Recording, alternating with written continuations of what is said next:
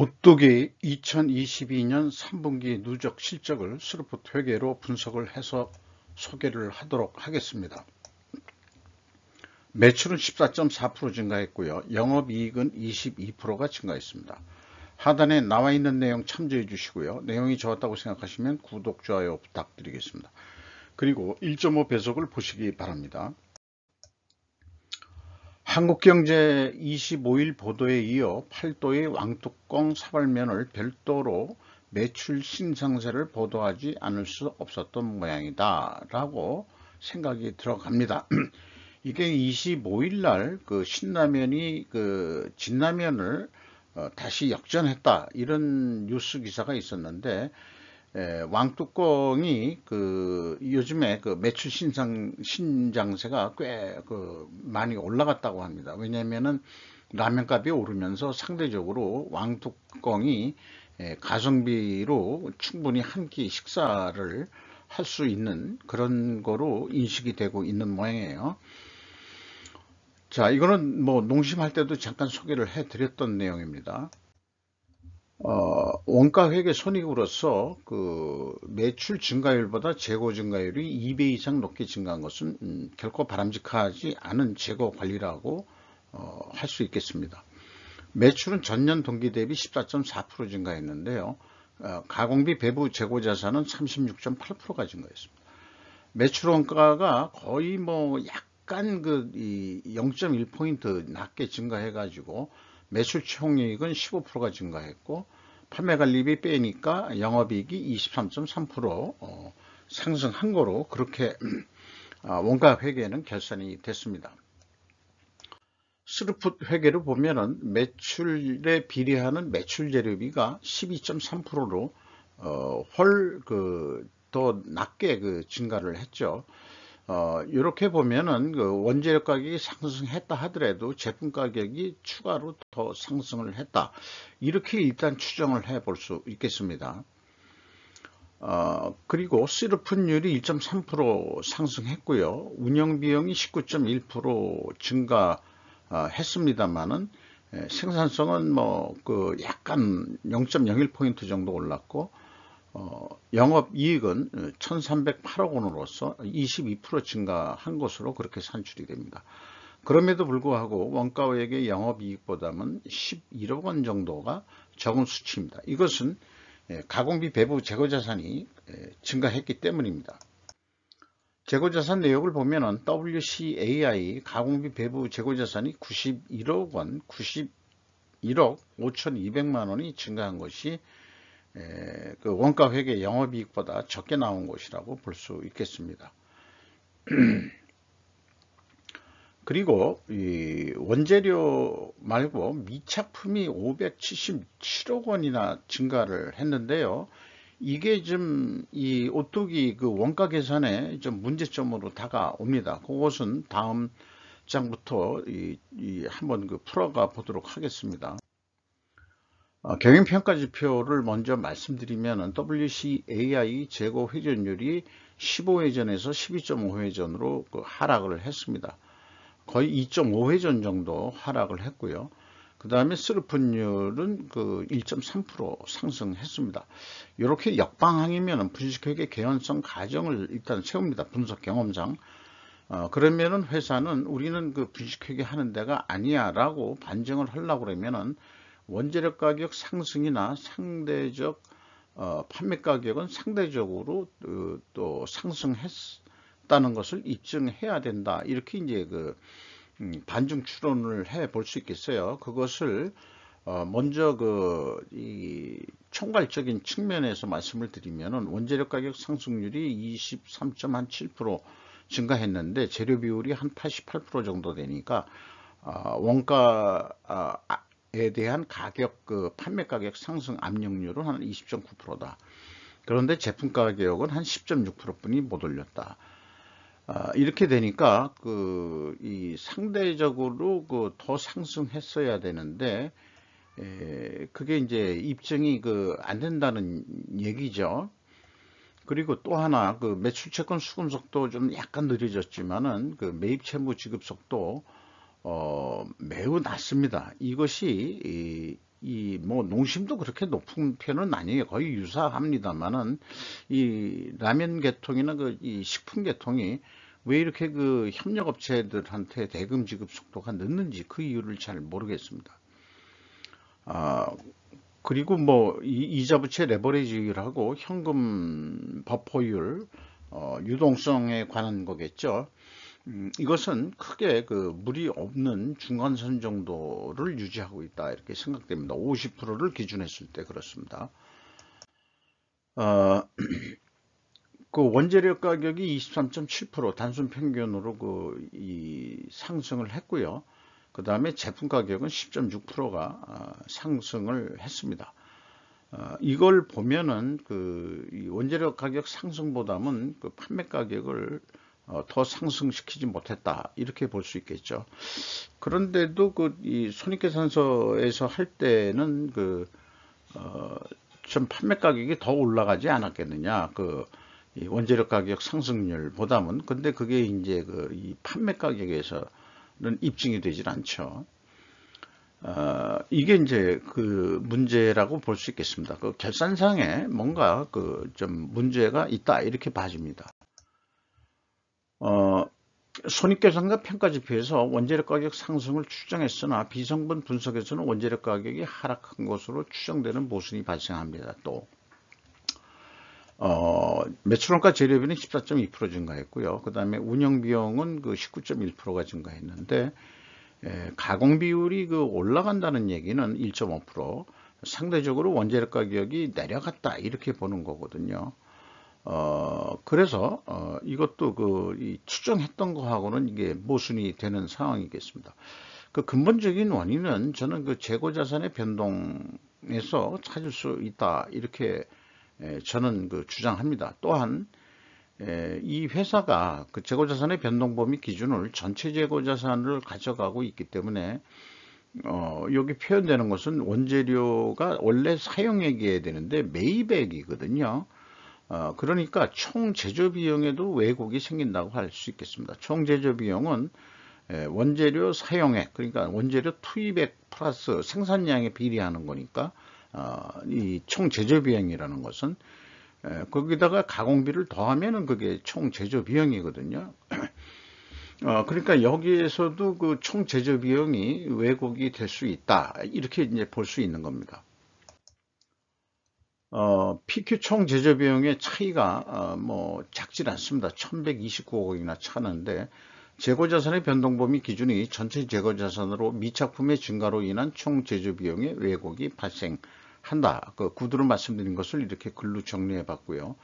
미착품의 증가까지 매출원가 계산에 넣는 것이 과연 합리적인 매출원가일까? 왜냐 그러면은 2단계 쪽으로 보면은 이 스루프 쪽에서 표준으로 가져가고 있는 가공비 배부 재고자산 그거의 증가액은 91억 원인데 비성분 쪽에서 660억 원이 돼 있거든요. 그 차익이 무려 570억 원이나 됩니다. 이것은 이 마이너스이기 때문에 이제 총 제조 비용 계산할 때 매출원가 계산할 때 매출원가를 낮추는 역할을 하죠. 570억이나. 그러니까 영업이익이 나는 거로 돼 있지만은 만약에 이 WCAI로 한다 그러면 과연 영업이익이 났을까요? 그게 이제 의심스럽다는 얘기입니다. 물론 이제 현금 흐름표는 뭐 일치를 합니다. 일반적으로 외부 회계법인들도 현금 흐름표 기준으로만 맞출 거예요. 이런 생각이 있고요. 그 다음에 이제 운영비용 중에서 인건비가 1,301억 원이 집행이 됐는데 직원 수가 118명 증가했습니다. 뭐 이 직원 증가에 대해서는 일자리 창출이라는 차원에서 매우 고맙게 생각을 합니다. 근데 인단 3개월까지 평균 임금이 4,260만 원으로서 연간 한 5,300만 원 정도 되거든요. 물론 이제 작년보다 9.3% 임금이 인상된 거로 계산됩니다만은 요건 좀 잘못됐습니다. 한 1,200만 원 정도, 이 농심에 비해서 1,200만 원 정도 작습니다. 요걸 수정한다고 그랬는데 수정을 못했네요. 이것이 과연 착강 기업으로 청와대에 초청만을 만한 것이었을까? 이런 생각을 해보게 됩니다. 아, 그 그런 내용에 대해서 잠시 옛날에 그 뉴스를 좀 추적을 해봤는데요. 근데 그 아시아 경제에서 2017년에 착한 기업 오뚜기, 가뚜기 된 7가지 이유로 2017년에 최영진 기자가 보도를 한 내용인데 오늘 검색을 해보니까 2022년 3월 22일 날 최종 수정을 했다. 이렇게 되어 있습니다. 이게 뭔가 그 5년이나 지났는데 이게 3월 달이면은 윤 정권이 이제 막 들었을 때 같긴 하거든요.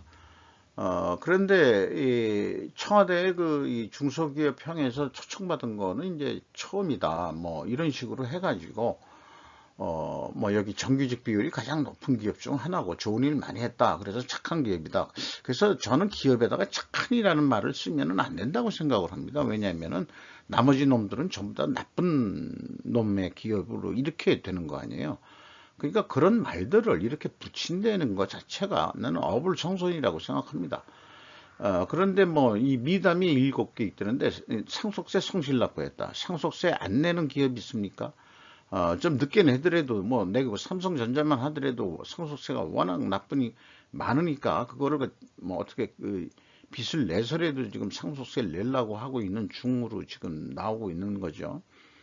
또 뭐 심장교양 어린이 이런 건 뭐 다른 기업도 어느 정도 할 수 있는 거 아닌가 하는 생각이고, 정규직 비율이 높다 그랬는데 정규직 비정규직 뭐 그래서 정규직이 높다 그러는데 결론은 뭐예요? 임금 짜게 준다는 얘기 아니에요. 그 다음에 협력업체의 상생이 뭐가 협력업체의 상생인지 잘 모르겠어요. 돈도 늦게 주면서. 자기네들은 수금 속도는 9라고 그러면은 적어도 그 매입 채무 지급 속도는 한 7 정도. 이 갭이 너무 큽니다. 물론 농심도 느려요. 느리긴 하지만은 이 협력업체 상생 지수로 저는 이 2가지 비교를 해봅니다. 협력업체하고 그다음에 이제 이 자재를 납품하는 업체만이 아니고 서비스 용역, 지급 수수료, 미지급 비용 이런 거 다 포함하는 겁니다. 이게 매입 채무가. 또 매출도 매출 채권만이 아니고 그다음에 기타 수치 채권 또 받아야 될 게 있잖아요. 그런 거 다 포함해서 하는 거거든요. 그러니까 본인들은 돈을 빨리 받으면서 협력업체한테 돈을 늦게 주면서 그게 착한 기업이냐? 저는 전혀 그렇지 않다고 생각합니다. 장학금 지원 뭐 했다는 거 좋고요. 석봉 토스트 미담에 뭘 하나 공짜로 무료로 줬다 그런 얘기고, 또 10년간 라면 가격 동결했는데 뭐 다른 데는 동결 안 했나요? 이런 거를 가지고 그때 이렇게 띄웠는데 뭔가 수정을 했다는 얘기가 찜찜했던 너무 띄웠던 뉴스 아닌가.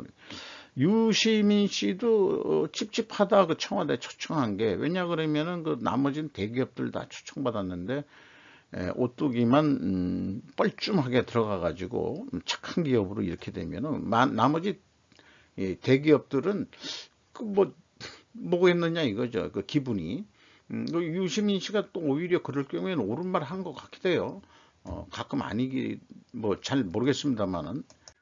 그래서 이 3분기까지 실적을 가지고 연간 매출액을 예상해 보면은 원가회계 패러다임으로 한 2조 7천억 정도 하지 않겠냐. 그러면 원래 이 제한한 이거를 납품 가격으로 제가 비유하는 식으로 했습니다. 왜냐면 그래서 있는 내용에서 이제 뭐 한 3분기 실적 가지고 하니까 25%가 더 애드 된다고 증분한다고 봐가지고 한 1649억 원 이익 나는 거로 계획했는데 270만 원으로 계약이 된다면 어떤 하나의 단일 납품권이 13만 원 정도 남으니까 한 16만 원 정도 남으려면은 한 매출을 4% 정도 증가시켜야 된다. 그러면은 280만 원까지 이익을 내야 된다. 이렇게 되거든요. 그래서 요건 그런데 거꾸로 재고를 줄이는 경우가 있습니다. 재고 회전율 높이자고.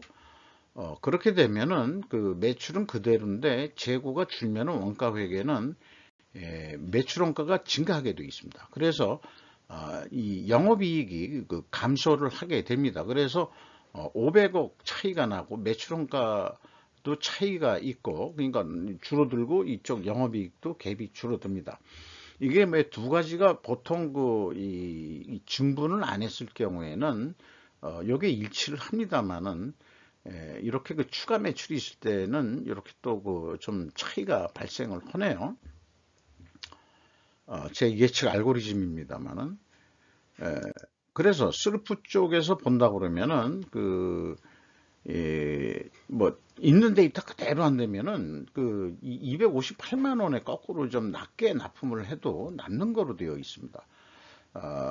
그래서 이 1,500 아니 15만 6천 원 이익이 나기 때문에 더 추가로 아까 목표가 16만 원대라고 그러면은 한 2.5% 정도만 이 재고 회전율을 증분을 시킨다 그러면은 매출액이 한 270만 원 정도 올릴 수 있다.